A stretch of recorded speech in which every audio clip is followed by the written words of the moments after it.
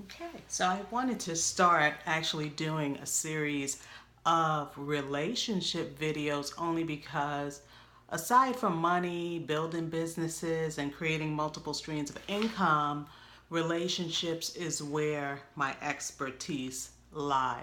So I want to basically just go through a series of questions, just like frequently asked questions that people ask me all the time about relationships. And it's not always the single person who's wanting to get married who's asking the questions. Sometimes it's married people, sometimes it's a man, sometimes it's a woman. So I thought that it would be a really, really good idea to just kind of share what I know and beyond what was shared in the plural things, spiritually preparing for your soulmate.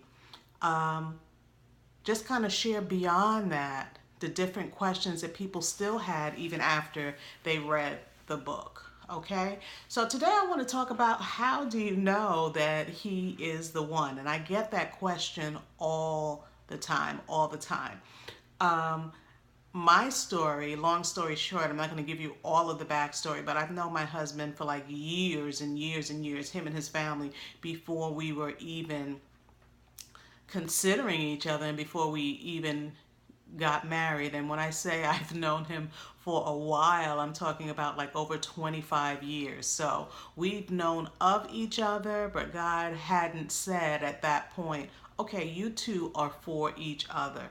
And when I think back, I'm like, wow, that's a lot of wasted years. That's 25 extra years I could have been able to add on to the 8 years we've been married right now. So and even in saying that, I'm like, okay, just thinking back all those years ago, I knew me. I knew I had an attitude. I had a chip on my shoulder. I was from New York, and this is not to say that all New Yorkers are like this, but I had a serious attitude problem. And I knew that if God had given me my husband Calvin back then 25 years ago, we would probably be a divorce statistic right now. Why? Because marriage is hard and marriage is work. And I know a lot of times people don't want to hear that. They equate marriage and love and dating with just ease, and they figure if you're bringing two people together and they belong together, they shouldn't have any issues. But the one thing that they're leaving out is that the enemy hates marriage. He hates anything that God loves. So he's always going to try to find ways and cracks in the relationship and breaches in the relationship to infiltrate and mess up what you have.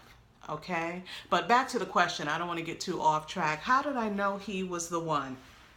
And I wrote down maybe two or three things that I wanted to share. First, I would say God said it.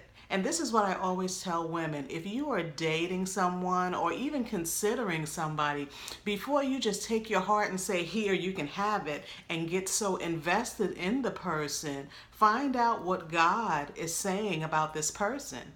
Okay, so many people do it the opposite way. They get all tangled up emotionally and then they go to God and they're like, please make him be the one, when you should come to God and say, God, is he the one? And if he's not, you haven't invested, you haven't given him your heart and emotions. So it's like, okay, next, you can move on. But I went to God.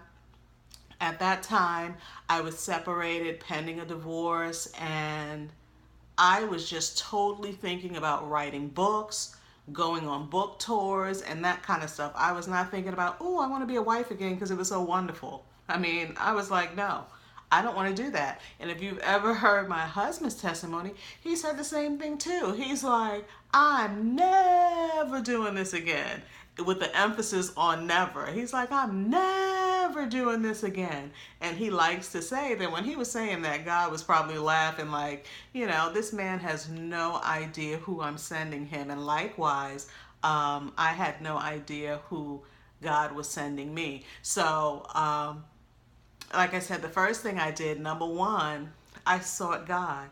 I'm like, okay, God, I know this guy, I know his family, I've known them for years. What's going on here? What's going on here?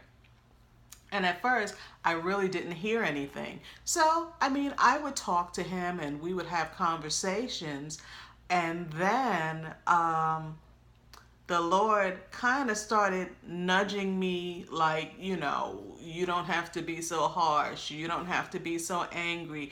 You don't have to have your wall all the way up to here, which is my natural response to things when, I don't know where they're going. So I remember the one morning, and it had to be about 5 a.m. or something. God woke me up in the morning. He said, okay, you need to call him. And let me just backtrack.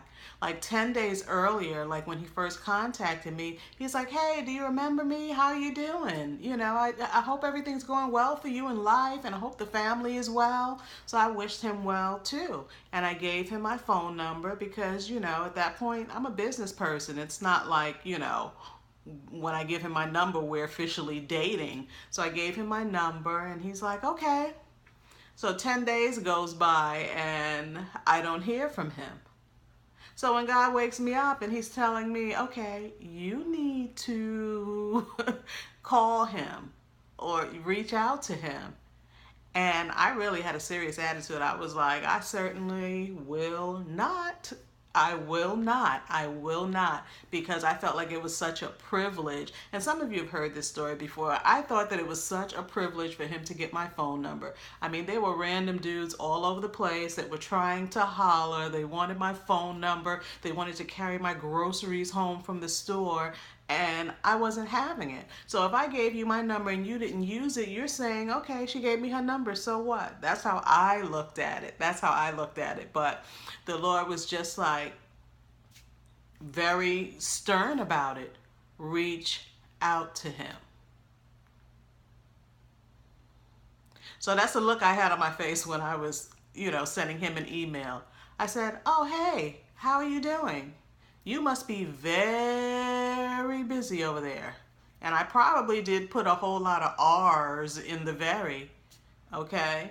I had a little attitude, I added my little sarcasm. Boom, I did what God told me to do. I reached out, that was it. Okay? But then he responded to me and he says, Tamai, you must be very busy over there. He says, oh, I'm never too busy for you. Okay, so I melted a little bit and then we started conversating back and forth. And whenever we were on the phone just having a conversation about anything, we could have been talking about food, we could have been talking about God, we could have been talking about growing up in the Bronx, the old neighborhood, all that stuff. We would end our calls with prayer. And there were some long calls, by the way. I mean, hours. But see, here's the thing. In me investing those hours, that is only because God said, reach out to him. That's only because God nudged me in his direction. Because I'm one of the school, I'm not chasing after a man. I'm not pursuing a man. I'm not asking a man out on a date or any of that, new women's lib type of stuff. If men can do it, we can do it. No, I want to be asked out. I want to be taken to dinner. I want flowers. I want candy. I want all of that stuff. So I enjoy being a woman. So I wasn't trying to be the man in the situation. I was simply being obedient to what God said, and God said to reach out to him. So that was the first thing. The second thing was he was really, when we came together, he was just really, okay, you can see love all over my face because when I start talking about him and telling my story, it's like I can't stop smiling. But the truth of the matter is he was more enthusiastic about my ministry before it was even birthed than I was. And by ministry, I mean the book, The Plural Thing, Spiritually Preparing for Your Soulmate. A former version of it was sitting on the shelf in my living room, and he wanted to read something that I had written. Well, he asked me to read it, so I started reading from it, and he was just like, wow, this book is powerful. I know women who need this book. And I can understand that because the book changed my life. It changed my perception, and it kind of, created a framework on how I did things once God gave me the revelation about relationships. So, like I said, he was so enthusiastic about it that when we came together, it was like boom, lightning. The Love Better Institute was birthed. Well, actually, we had a website, thepluralthing.com, which was a massive message board. I mean, it had thousands of different threads on thousands of different topics, and we kind of rolled that over to the Love Better Institute because God said create a structure where you can teach and people can come and get information on specific things. So that's what we did. And lastly, he had a sense of humor. And I know me, I am very, I wouldn't say straight laced, but I am straight up no chaser. If you've ever read any of my relationship tips on Facebook, you know that they're hard hitting. It's like, ouch, she stepped on my toes, that kind of thing, because I don't play when it comes to that. Why? Because I wasted a lot of years dating the wrong kinds of people, not pursuing what God had for me, and basically just sabotaging and sidetracking myself. So to avoid others from doing that, I come at it hard because, that's what some people need. They need that hard, like, look, keep your panties up, close your legs, that kind of thing. That's how I give it. So in order for me to be who I was, God brought him in there with his kind of laid back attitude and sense of humor. So it created a balance. So that's how I knew Calvin was the one. First, I asked God. Second, he was just so enthusiastic about the ministry. And third, we just balanced each other out in terms of who I was and my personality and how I deliver things, and his delivery just being softer and more, I don't know, I guess you can say more nurturing because, and it's not that I don't nurture, but I knock the demons off first and give you the wake up call first. So that's what I do. That's what he does. And now God has just allowed us to do that together. So to that, I say, if you really want to know if someone is the one, there's only one way to find out. That's to ask the Lord. Some people don't ask because they already know the answer. Some ask trying to convince God when they already know that this person isn't anything like what they need. It's not about what you want. It's about what you need to move forward in life, in your ministry, and in your calling. So ask the Lord. And I'm telling you, don't waste time on counterfeits, because if you love someone, just say you love them like 10,000 degrees of love, okay? And they're not the one. God loves you enough to send you someone who you're going to love 10,001 degrees. He's not going to give you less just because you can't have what you want or who you want. He knows our likes. He knows our dislikes. He knows our temperaments. And that doesn't mean that our temperaments and attitudes don't have to change, because I've softened a lot over the years.